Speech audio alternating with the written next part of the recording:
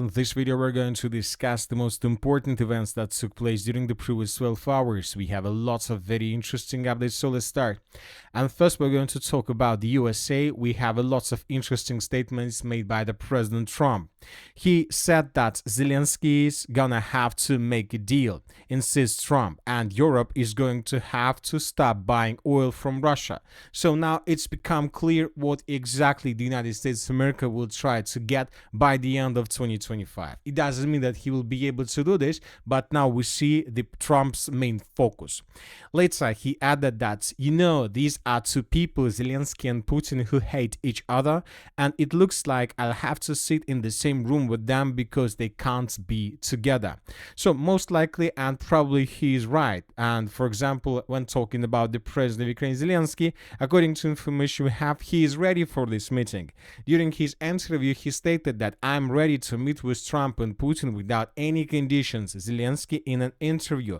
But the problem is that during his next statement, he told us that I cannot go to Moscow, the capital of a country that is attacking us. So we see that there is some problems. There are some problems between his statements. During his first statement, he stated that I can meet without any conditions, and during his second statement, he is making these conditions by refusing to meet with Putin on the territory of the Russian Federation in Moscow. And of course, his key statement during this interview is that Europe and the United States need to stop thinking about themselves and their future with the Russians and think more about Ukraine. Every day of their trade, what sanctions to impose costs us many lives. It's not fair. I would like to say, Zelensky, that war is not a fair thing itself. So it's very interesting that you have realized this just in 2025, by the end of 2025. Anyway, let's continue, and now let's discuss the situation on the ground. During the previous 12 hours, we received lots of very interesting updates. And first, we're going to continue with the Zaporozhye offensive operation, with the Zaporozhye direction, and with the Russian offensive operation. During the previous 12 hours, additional changes on the ground were recorded. Now, it's very important to understand what exactly is happening there. So, as we discussed in the previous videos, here we see the group of forces east of the armed force of the Russian Federation that are moving currently from the area of the village of Velika Novoselovka, this is the Mokry Yala River, in the western direction towards the road R85. And there are three Russian armies. The 36th Army that is operating in the northern direction. There is 29th Army that is working in the central part of this, let's say, offensive road. And we have the 5th Army that is located in the southern part of this offensive operation. During the previous days, let's say, since the beginning of August and during September, the Russians of 36th and 29th Army were mainly attacking Ukraine positions. So during the previous months, the main activities and the main Russian progress on the ground was recorded exactly along these roads of attacks.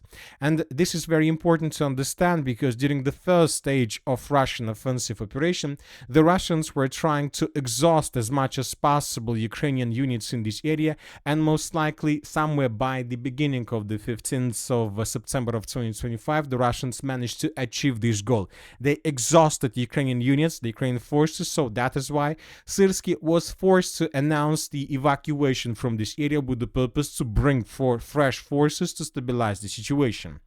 And now we see that the 36th and the 29th Army are slowing down.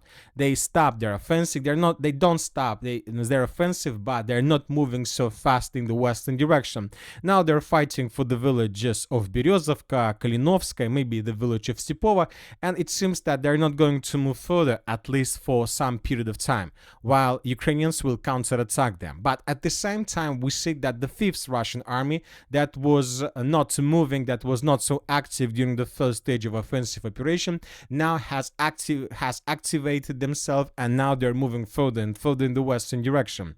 For example, just yesterday we got these changes on the map.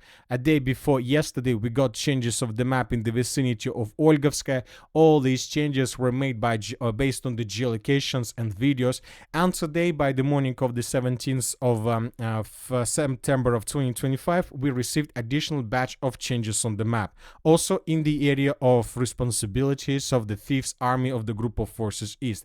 As you can see, according to information we have, according to neutral mappers, the armed force of the Russian Federation managed to improve their positions in the area of the village of Nova Ivanovka, and the most important, the Russians managed to establish complete control over this dense network of fortifications.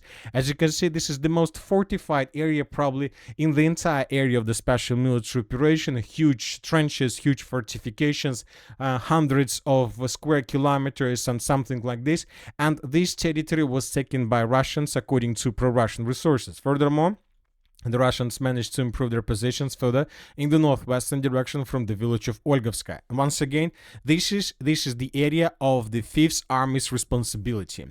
So, which means that most likely the Russians, during the next stage of the offensive operation, have two tasks. The first task, the 26th and the 36th Army will continue exhausting Ukrainian army and Ukrainian reserves that have arrived in this area, and the 5th Army will continue their offensive operation towards the villages and towns of Poltavka, Okhotnichi, and Uspenovka. And as for the village of Uspenovka, today we got this video how Russians began bombing and attacking this territory with aviation, which means that the Russians began preparation before another major offensive operation. And you know that if the information about Russian control over this dense network of the fortifications is correct, so if we summarize everything that was published by pro-Russian resources, this red line is the current line of Russian control. From this configuration of the map, we see that the villages of Poltavka and Okhotnichi are already semi-encircled, which means that the Russians most likely will have no problems to attack these both settlements from the south and from the east and from, of course, the southeastern direction. If this village falls, the next target for the Russians would be the settlement of Uspenovka.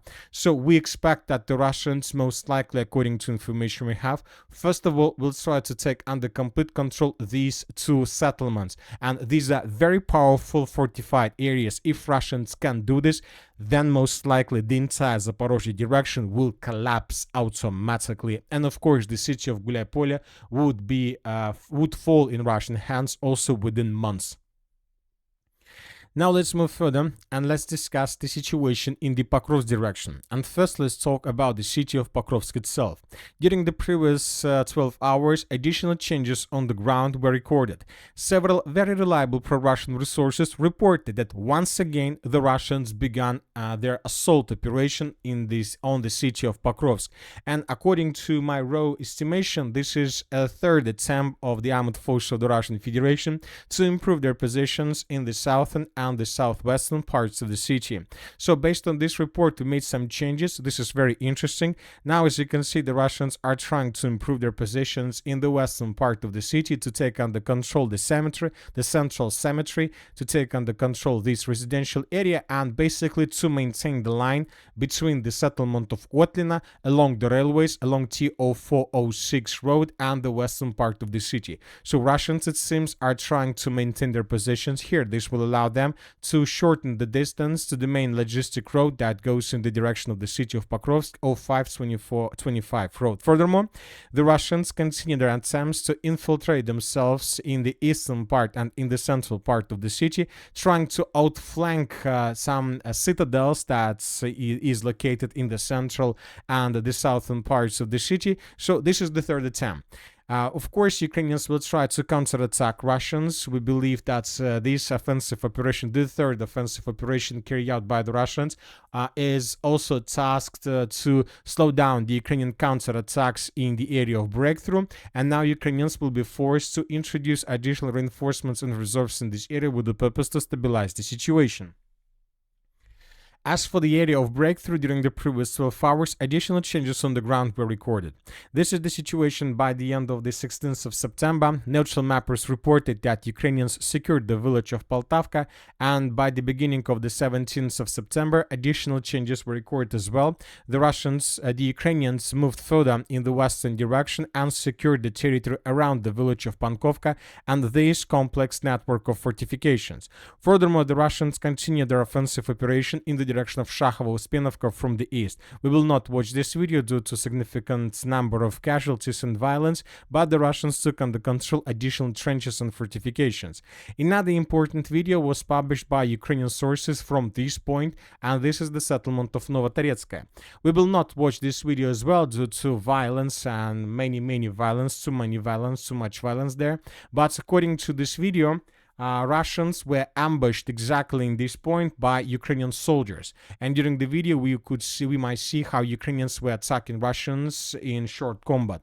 So when summarizing this video, we see that most likely Ukrainians have possibilities to access this territory with sabotage and reconnaissance group, and if this information is correct, then telling the truth, the situation for the Russians is becoming very difficult, because if Ukrainians are able to establish control over these trenches and fortifications, then most likely the Russians would start suffering huge problems, and we might say that this could be the first cauldron for the armed force of the Russian Federation created by Ukrainians since the beginning of the special military operation. Now let's move further and let's discuss the situation in the Konstantinovka direction. During the previous 12 hours, as you can see, we made significant changes on the ground. According to information we have, the Russians secured completely the trenches and fortifications in the southeastern part of the city of Konstantinovka. We came to this conclusion based on this video published by Ukrainian forces. Here we can see lots of FPV drone attacks on Russian positions on the territory of the Konstantinovskaya Dacha. So this territory was under very heavy fire. Based on this, we came to the conclusion that this pocket collapsed. Maybe there are still some pockets of resistance, but they are very minimal and very small, and most likely the Russians will finish clearing of them during the next several days. At the same time, we got video from the area of N32 road between the city of Konstantinovka and Bakhmut. Here we can see the same story. Ukrainians were attacking Russian positions in this area, which means that most likely this stronghold also came in Russians' hands, which means that the most important and the most powerful defense line in the southeastern part of the city of Konstantinovka collapsed and fell in Russians' hand, which means that most likely in coming days the Russians will continue offensive operation, but this time in the direction of the city limits itself. As for the Sivers-Liman direction, during the previous 24 hours, during the previous 12 hours, additional changes were also recorded. The Russians continue bombing and attacking and destroying Ukrainian logistics. Today we got this picture, and according to pro-Russian resources, pontoon bridges and bridge along the TO514 road was completely destroyed. So the Russians are doing this with the purpose to ruin Ukrainian logistics and to reduce their capabilities. Furthermore, several neutral mappers reported that the Russians secured at least the eastern part of the settlement of Yampol. We are talking about these farms. So now the Russians have a foothold to continue offensive operation further in the direction of the Yampol itself.